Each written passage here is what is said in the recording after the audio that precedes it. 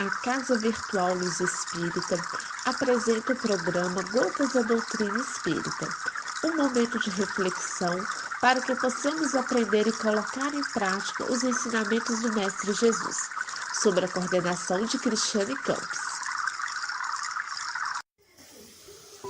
Bom momento, irmãos de caminhada.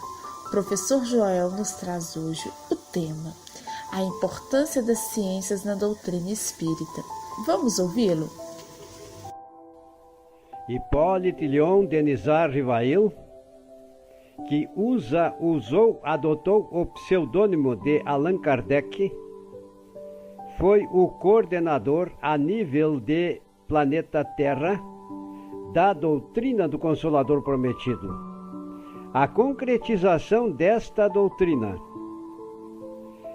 que aconteceu a partir de 1848, quando Kardec tomou conhecimento dos fenômenos de manifestação física, devido à formação cultural deste codificador da doutrina, que estava praticamente constituída dentro dos parâmetros científicos pela sua formação de emérito pedagogo, aconteceu. E pode-se dizer que esta doutrina apresenta um tríplice aspecto, que é o filosófico, o científico e religioso. Onde tirássemos um destes suportes, a doutrina ficaria fragilizada e deixaria de ser doutrina espírita, dentro dos parâmetros que a profecia de Cristo prometeu que num dia iria acontecer na Terra.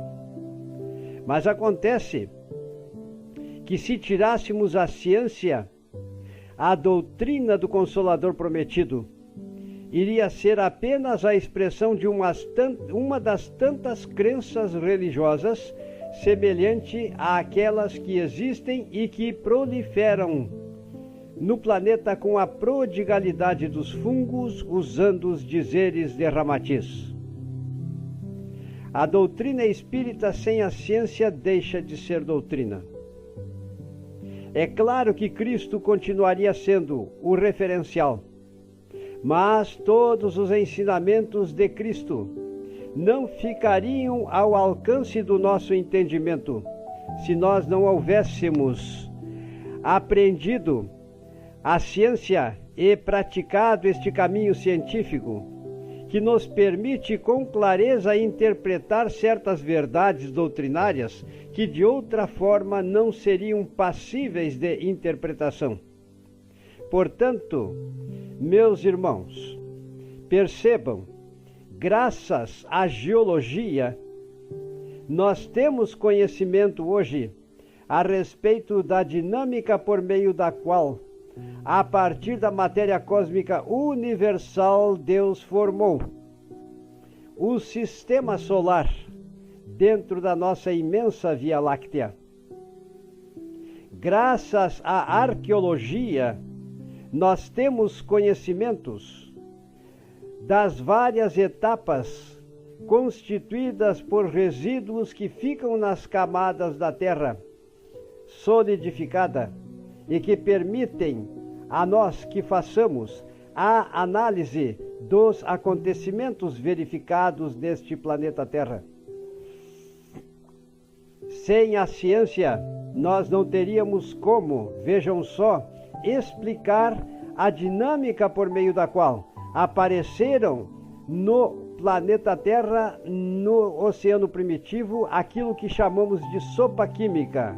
Esta sopa química é constituída pelas diversas substâncias orgânicas que formaram-se e que ficaram constituindo no oceano, nas águas oceânicas do oceano primitivo, aquilo que chamamos de sopa química. É claro que não poderemos entrar nos detalhes destas apreciações, porém são fatos científicos que encontram-se ao alcance do homem e poderão ser estudados e interpretados perfeitamente. Então percebam, meus amigos, que a ciência é muito importante para desmitificarmos, por exemplo, a ideia de que a Terra havia sido formada durante cada dia de 24 horas em 6 dias, porque no 7º dia Deus havia descansado da sua obra após ter verificado que ela era uma boa obra. Percebam, pois, a necessidade que temos de empregar as ciências para libertarmos-nos de certos dogmas que constituem o passado vivenciado pelas humanidades. E entendamos que nestas exposições sempre precisamos deixar bem claro: a humanidade de hoje representa a humanidade que nos antecederam. Nós fomos os protagonistas do passado. Eu digo, quando falo assim, me referindo à humanidade do presente em relação à humanidade do passado. Se nós não tivéssemos o conhecimento de arqueologia, nós não teríamos como avaliar o surgimento e a evolução da vida. A evolução da vida que deixaram resquícios, registros nas camadas sedimentares do planeta Terra e que hoje são muito bem analisados pelo homem. Não podemos dizer que as ciências humanas conseguiram interpretar tudo, mas podemos afirmar com certeza que nós conhecemos a nossa origem. Se nós não tivéssemos a ciência para nos auxiliar, nós não iríamos chegar ao fundamento ao qual chegou, por exemplo, Charles Darwin, que não somente fez uma proposta que posteriormente foi demonstrada como verdadeira, inclusive mais atualizada, e que chamamos de neodarwinismo. Estamos aqui fazendo estas afirmativas para que vocês percebam o imenso leque que se abre para a nossa apreciação e que realmente nos tempos atuais existe a necessidade de estudarmos para nos, embasando nos conhecimentos, conseguirmos aquilo que Cristo pronunciou para nós: conhecereis a verdade e a verdade vos libertará. A nossa libertação do nosso manto, eu diria, de ignorância, só poderá acontecer após o estudo e a percepção destas e de muitas outras verdades, para que possamos entender que antes das personalidades, almas, terem sido humanizadas e terem aparecido na Terra, um grande percurso precisou acontecer anteriormente. E que os dizeres de Cristo, muitas vezes, ou melhor, uma vez afirmado para os discípulos, quando ele assim se manifestou: não se turbem os vossos corações. Se crede em Deus, creiam também em mim. Há muitas moradas na casa do Pai.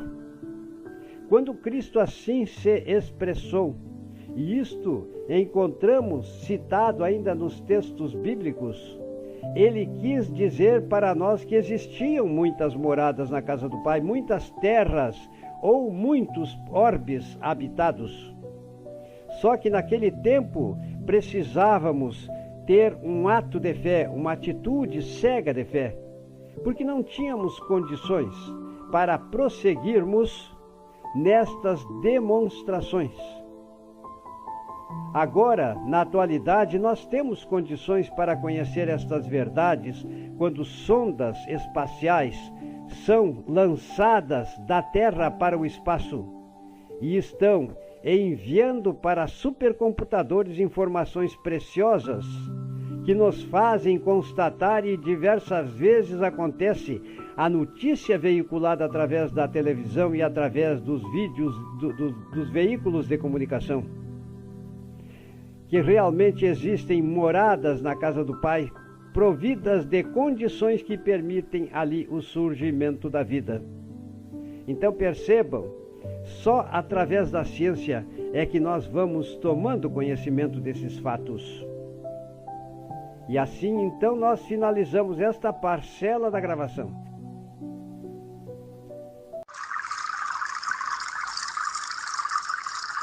O programa Gotas da Doutrina Espírita foi uma produção da Casa Virtual Luz Espírita e sua equipe. Acesse www.cavile.com.br.